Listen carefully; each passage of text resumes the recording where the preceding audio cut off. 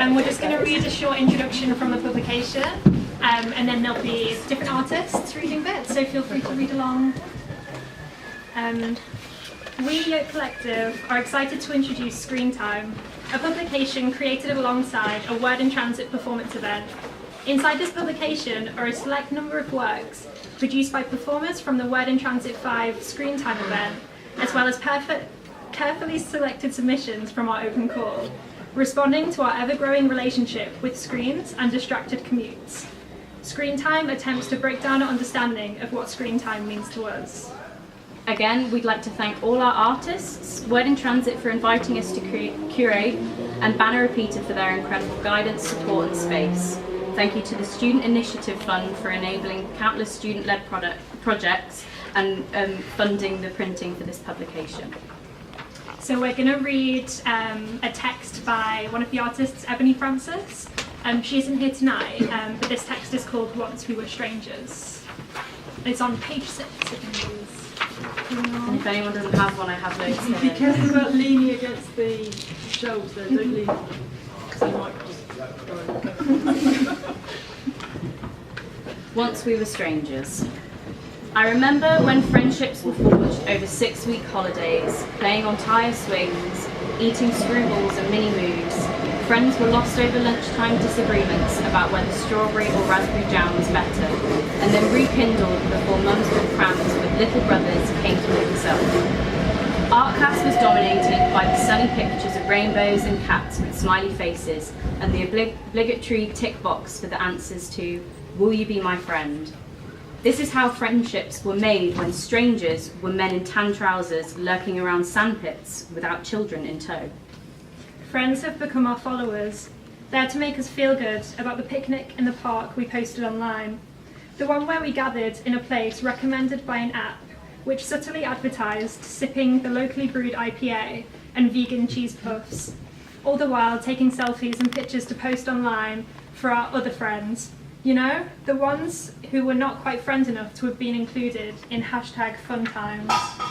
Now we are all strangers and friends, digital ones and zeros.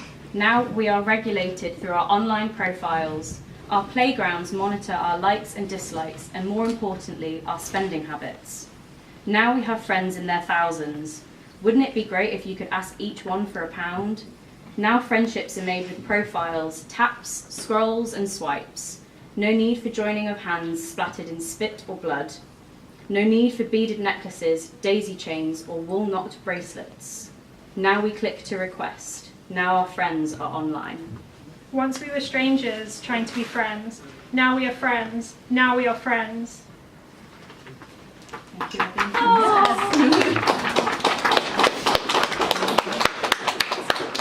Next up is Cuthbert Sill. Hello everybody.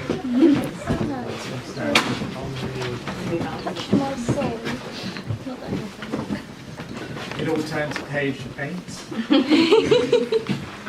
I'm the author of page 8. And I have an iPhone confession to make about it. Ooh. Do you want me to take the rest of those publications? It's actually, it's easier to hold a whole publication than one on its own. So, a bit of context about page 8. I was taking the train from Milton Keynes, mate, to London Euston, and as I was idly staring out the window, a flash of colour flew by, and it filled my middle distance view. I thought it could only be an advertisement on the platform, whizzing by at high speed. These colours, of course, were not the kinds you'd see in nature. Originally I felt insulted that my sentimental moment with nature was disturbed at the expense of a faceless advertisement. However, I grew curiosity for this colourful moment, and it's affecting me. So I returned to my phone and painted a digital picture with my finger, and thought an expressive caption to round up my experience. And so the caption goes on the page. As a dull sky hangs over resting gravel, a billboard flashes by and brings some unnatural colour into passing view. Thanks. Well done, Tom!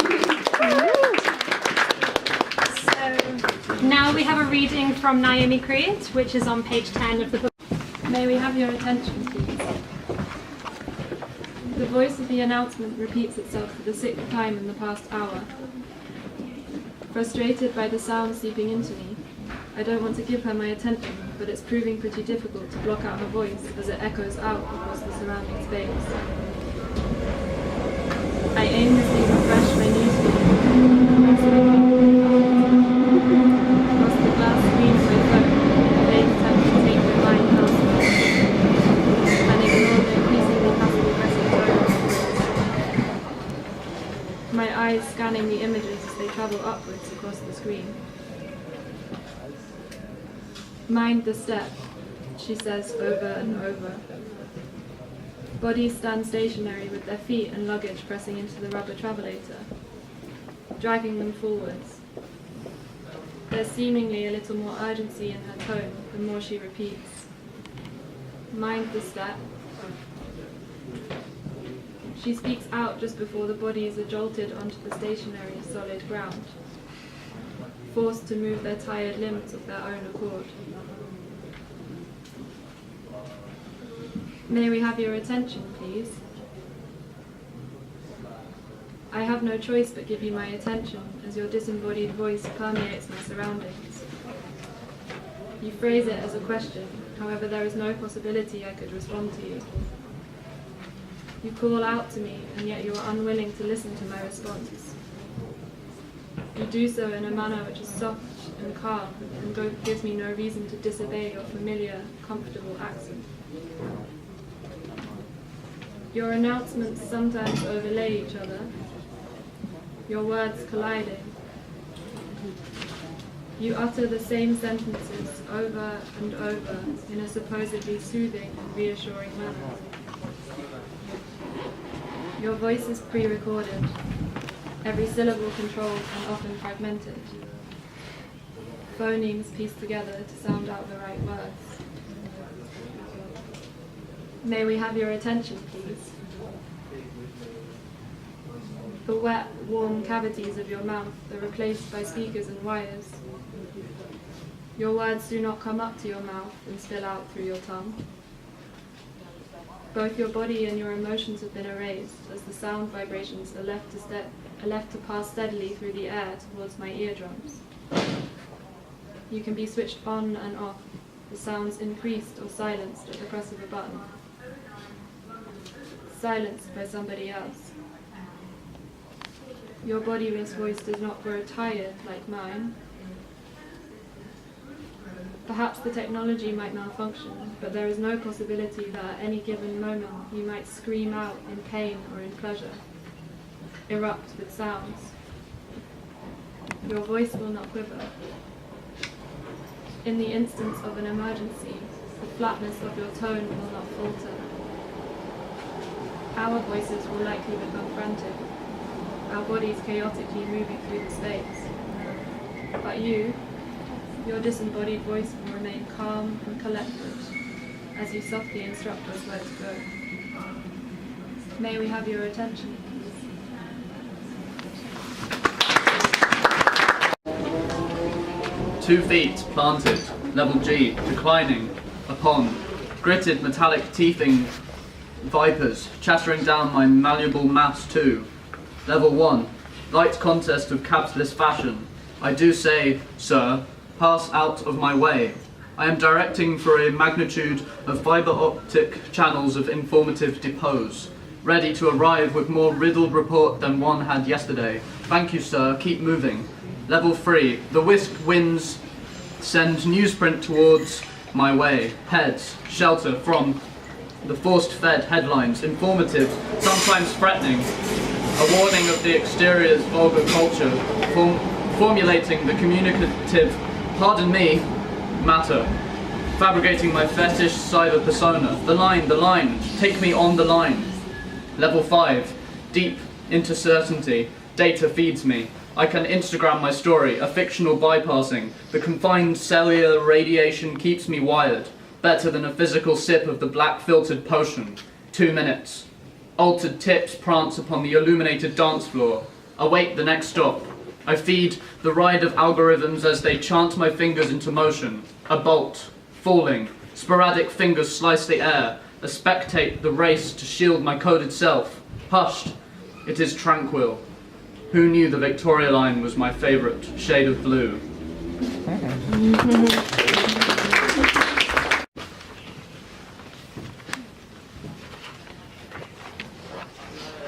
On Friday the 24th of May 1957, 73-year-old Teresa Lubienska, Countess, member of the Polish resistance, and former inmate of Ravensbrück, was stabbed on the platform at Gloucester Road tube station.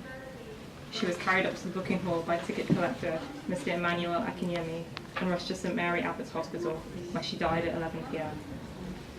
This is a murder mystery with a cast of anonymous suspects. Whilst underground, everybody is free to arrange oneself within limits, architectural, temporal, social, and individual. Some of these are preordained, some spur of the moment, and to do so each time, and to do so differently each time, making reconstructing behaviours possible. Consider this analogy. A group of Escher's motif fragments are united in a time, T. From this, one constructs a pattern in the Euclidean plane, i.e. in both 2D and 3D space, with the horizontal and vertical unit lengths translations of T. The resulting pattern is an infinite set of motif fragments that are related visually by the interconnections across tile boundaries of the original fragment shape. Confined indeterminacy, one might call it, elements arranging themselves predictably in an unpredictable number of combinations. Murder was just one possible outcome of the evening. Who could tell that the old lady by the window would be dead before the day was through? I spin back time and place myself in that tube car. I get on with her at Ealing Broadway, take a seat on the opposite side of the car.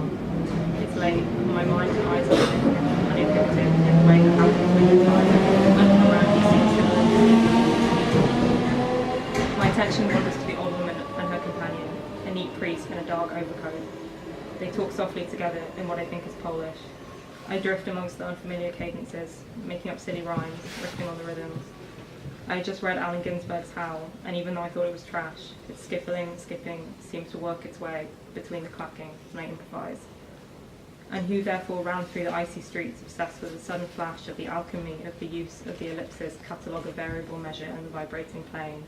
Who dreamt and made incarnate gaps in time and space through images juxtaposed, and trapped the archangel of the soul between two visual images and joined the elemental verbs and set the noun and dash of consciousness together, jumping with sensation of Pater omnipotent eterna. As I reached the final dais, I find myself quickling with the beat. In hindsight, I am speaking her last rites, preempting the priest's requiem. I am a time traveller, between from moment to imagined moment, like John Coltrane dripping from one beat to the next. Howl was published 204 days before Teresa Lubienska's murder. Coltrane's album Blue Train was recorded 115 days later. It is now 22,415 days since then. Like tube cars, these events are held together in a train, always remaining a discrete distance from each other. But trains don't just move in a straight line. They go backwards and forwards along the same tracks in an eternal rotation. A spinning mass distorts space-time in an effect known as frame dragging. The time relative to a revolving object, as viewed by a distant observer, seems to speed up. On the contrary, inside the train, the time spent waiting for your stop seems a sort of its own, parceled off with no purpose except to be moved from A to B. I enter a state of absolute boredom, susceptible to spasms of attention. My brain short-circuits, firing off random connections. From point A to point B, from things to thing D, my body and mind travelling independently in a confined space. This junk time is characterised by a regurgitation of the past within the present, informs both as predictable as a train timetable and as unexpected as daydreams. Like musicians on Blue Train, every journey is improvised following countless rehearsals.